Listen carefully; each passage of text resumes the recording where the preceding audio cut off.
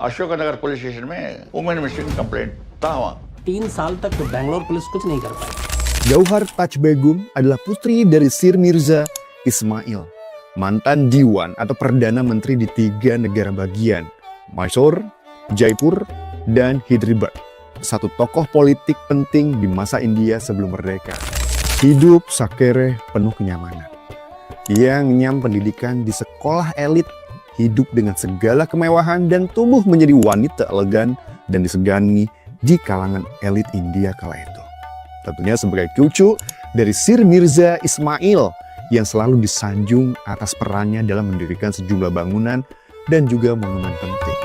Dan di sana mereka menggali halaman rumah dan di sanalah terkubur dalam peti di bawah semen setebal 1 meter ditemukan jasad perempuan yang masih menggunakan perhiasan mahal, gaun indah, dan sarung sutra. Dan itu adalah... Assalamualaikum warahmatullahi wabarakatuh kawan. Albar Stories kembali hadir untuk berbagi kisah bersama kamu semuanya. Kisah ini kawan berkisah di Bangalore, India tahun 1992. Kota yang dulu dikenal tenang bisa jadi lambat, belum seperti sekarang ya yang gemerlap.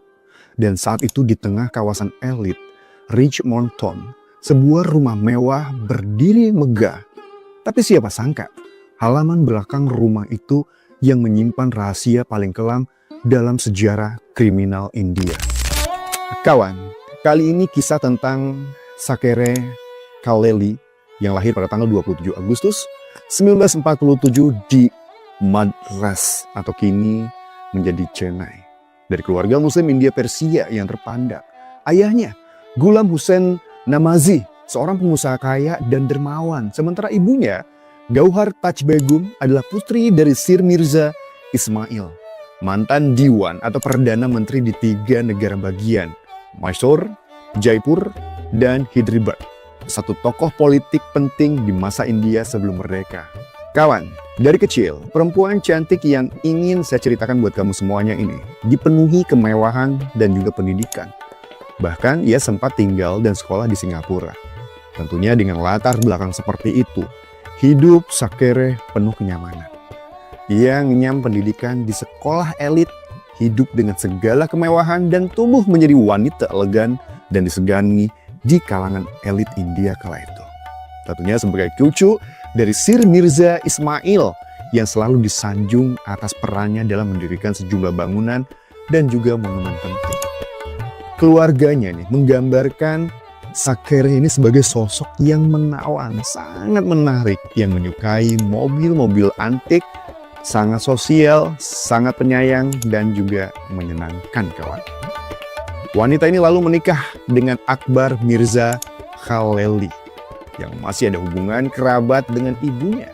Akbar Mirza adalah seorang diplomat India yang juga berasal dari kalangan terpelajar dan juga terhormat. Dari pernikahan itu mereka dikaruniai 4 anak perempuan dan pasangan ini sering berpindah-pindah negara karena tugas diplomatik Akbar dari Timur Tengah hingga Eropa. Dan keluarga ini bisa dibilang hidup dalam harmoni. Dari luar tampak sempurna. Tapi kenyataannya kawan tidak semanis itu. Di balik kemewahan rumah tangga mereka, perlahan muncul jurang yang memisahkan. Sang istri, Sakere, ini mulai merasa bahwa perannya sebagai istri diplomat membuatnya kehilangan jati diri kawan. Ia merasa terkukung dalam citra istri sempurna. Sementara keinginannya untuk berbisnis, membangun usaha dan hidup lebih bebas tak mendapat dukungan penuh dari sang suami. Setelah bertahun-tahun mencoba bertahan, akhirnya Sakere mengambil keputusan yang mengubah segalanya. Ia menceraikan sang suami. Keputusan ini tentu mengejutkan banyak orang. Seorang wanita bangsawan dari keluarga terpandang menceraikan suami diplomatnya. Di era 80-an, di India, itu bukan keputusan kecil. Tapi Sakere ini tidak gentar kawan. Ia ingin membuktikan bahwa perempuan bisa mandiri, berdiri di atas kakinya sendiri. Ia kemudian kembali ke Bangalore, membeli rumah besar bergaya kolonial warisan dari neneknya, dan membesarkan anak-anaknya sendiri. Namun Di masa transisi itulah ia bertemu dengan seorang pria bernama Murali Manohar Misra yang kemudian dikenal sebagai Swami Sradananda.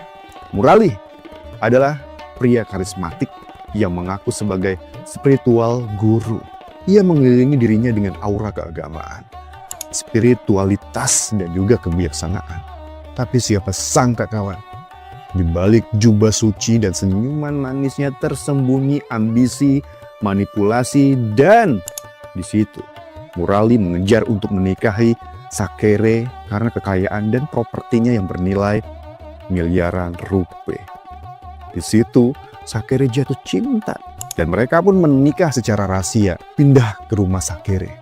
Awalnya si suami ini menunjukkan kasih sayang, perhatian, dan kepedulian yang luar biasa. Namun perlahan semua itu berubah. Ditambah Sakere ini mulai menjauh dari teman-temannya dan juga keluarganya. Hubungan dengan anak-anaknya pun mulai renggang.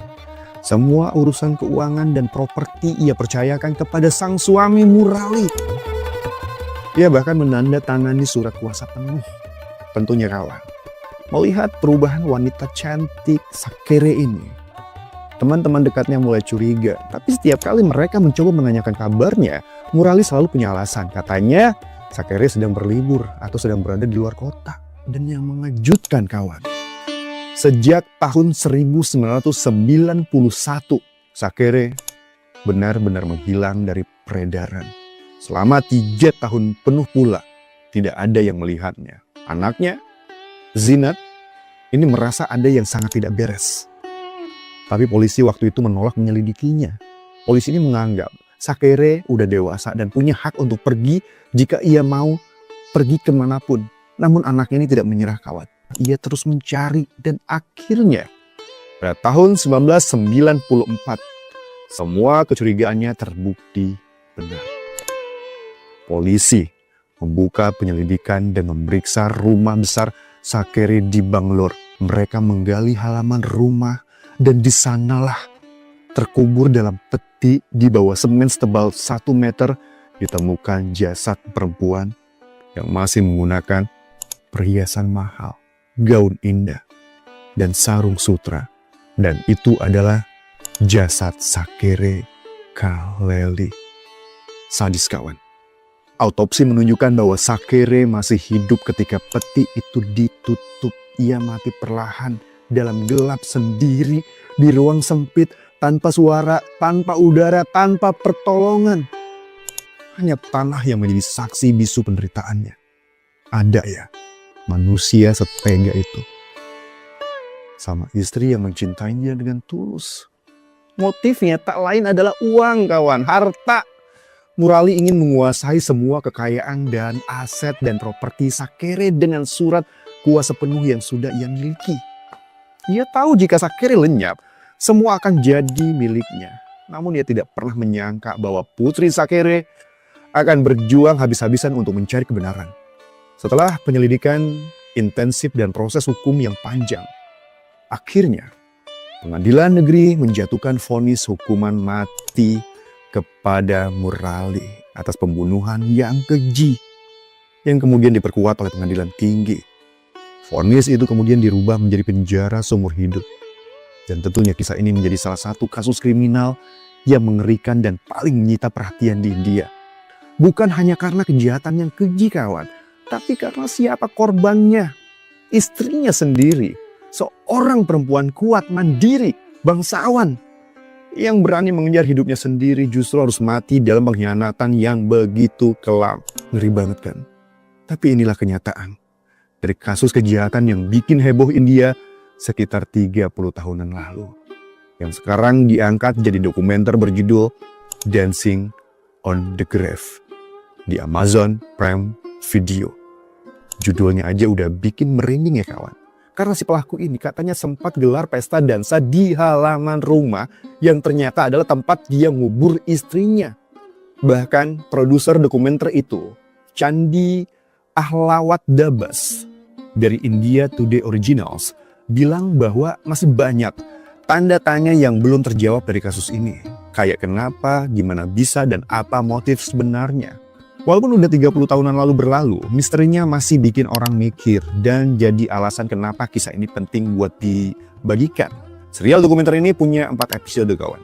2 episode pertamanya ngajak kita kenalan dulu sama sosok Sakere, perempuan bangsawan yang punya gaya hidup glamor, berkelas, dan juga disegani. Menurut Imran Qureshi dari BBC Hindi yang dulunya jurnalis di Times of India dan muncul di dokumenter ini, kasus pembunuhan Sakere ini bikin banyak orang shock. Soalnya bukan cuma soal pembunuhan tapi juga caranya. Sakere dikubur hidup-hidup. Gila gak sih? Orang-orang juga makin heboh karena Sakere ini ninggalin suami diplomatnya dan malah nikah sama Sradananda, pria yang disebut berasal dari keluarga miskin, putus sekolah, dan katanya orang suci palsu. Dulu dia dikenal sebagai pesuruh yang deketin Sakere dengan alasan bantu ngurusin masalah properti. Tapi ternyata kawan banyak yang bilang dia cuma manfaati keinginan Sakere buat punya anak laki-laki dan pura-pura punya kekuatan magis buat wujudin itu. Sang suami ini divonis bersalah dengan total 8 hakim, mulai dari pengadilan biasa sampai Mahkamah Agung. Pengacaranya tetap ngeyel. Katanya nih kawan, bukti-buktinya cuma bukti tidak langsung. Dan yang lebih gila lagi, di dokumenter ini kita bisa dengar langsung dari si tersangka, si suami bangsat ini sampai sekarang masih ngotot dia nggak bersalah. Dan banyak yang mengkritik dokumenter ini karena dikasih ruang buat si pelaku ngomong. Tapi di sini Patrick Graham, sutradara dan penulis dari Inggris yang kerja di Mumbai, bilang penting banget buat dengar cerita dari sisi dia juga. Soalnya selama 30 tahun kita nggak pernah benar-benar dengar suara langsung dari si pelaku. Tim produksi bahkan sampai masuk penjara buat wawancara langsung. Awalnya mereka pikir nih orang tua yang lemah lembut, tapi makin lama ngobrol mereka sadar ada sesuatu yang nggak beres. Si tersangka ini mulai kelihatan manipulatif. Dia kayak punya agenda terselubung dan bahkan sempat marah-marah saat diwawancarai. Tetap bersikeras, dia korban dan diperlakukan gak adil. Dan Patrick Graham bilang, banyak cerita kriminal, kadang kejahatannya digambarkan kayak jenius. Tapi buat si pelaku, dia bukan jenius, dia cuma pintar bohong dan bikin orang percaya. Tapi pada akhirnya, semua tipuannya bisa ngelabui hukuman India.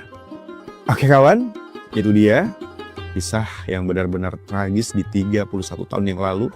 Hari ini nama Sakere Khaleli bukan hanya dikenal sebagai korban. Ia adalah simbol dari perjuangan perempuan dari keadilan yang dicari dengan penuh luka. Demikian Albert Stories. Wassalamualaikum warahmatullahi wabarakatuh.